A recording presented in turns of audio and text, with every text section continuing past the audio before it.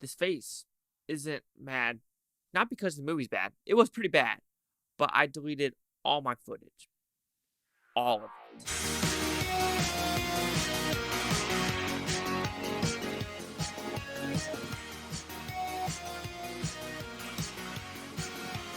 Chase Lee Hockey here with the Blue Futon reviewing Soulcatcher. So what's this about?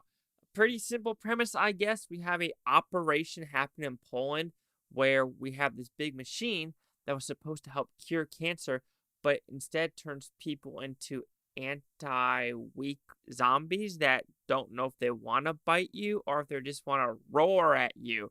And yeah, this movie doesn't work whatsoever. The acting, not the greatest. The story, not the greatest.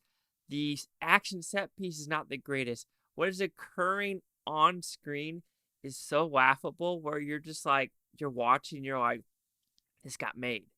And then the writers and the director, no one thought like, wait a minute, time out. Stuff isn't making a lot of sense for what we're doing with the script.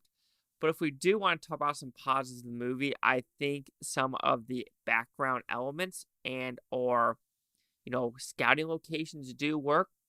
Even though you could say it's just a warehouse in some scenes, an underground bunker in another. But it kind of works with the setting of what you're kind of go with the apocalyptic type of, universe that we're trying to go with this movie.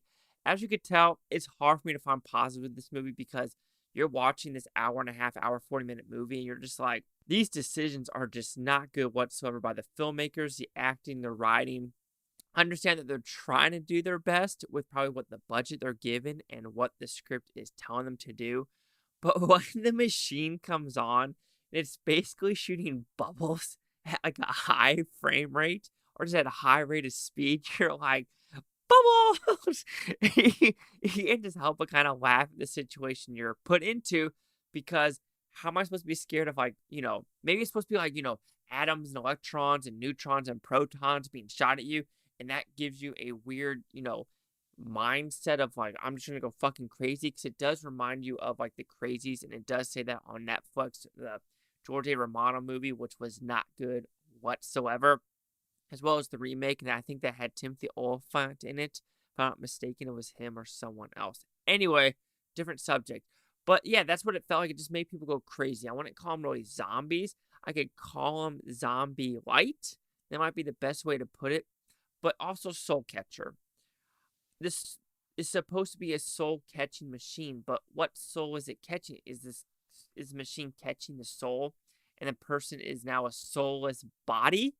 Or are bubbles, but it's not sucking at anything. It's literally shooting rays or bubbles at these people. So I don't know what soul it is catching or has anything to do with souls, because if the whole reason is to cure cancer, it's like rays of science coming. I don't know. Okay. Yeah, Soulcatcher to me is not a good movie whatsoever. I could see the ambition is there, and I see it had somewhat of a budget, but the budget wasn't enough for what they're trying to do. And like I said, the action set pieces were not good. The fighting felt really fake. Everyone was like 3 feet apart when they're trying to punch each other. The gun effects were not good. Just overall, a not good movie. So Soulcatcher will receive a 1 out of 5 of Futons, which equals at 20%. Let's see what the critics' news score gave this one. So you have critics a 32%. Oh, sorry, there's no critics. 32% with the audience fewer than 50. 4 critics, 4 negative, 1 positive, so 25%. 25, 20, 32. Chase Yaki here with the Blue Futon. Like, comment, subscribe. Let me know things Bhutan, Toby, Bhutan. Think about a great day. Now I can watch this today, tomorrow, week from now, month from now, year from now. I love every single freaking one of you. Yeah. Stay away with this one. Netflix. You did a bad.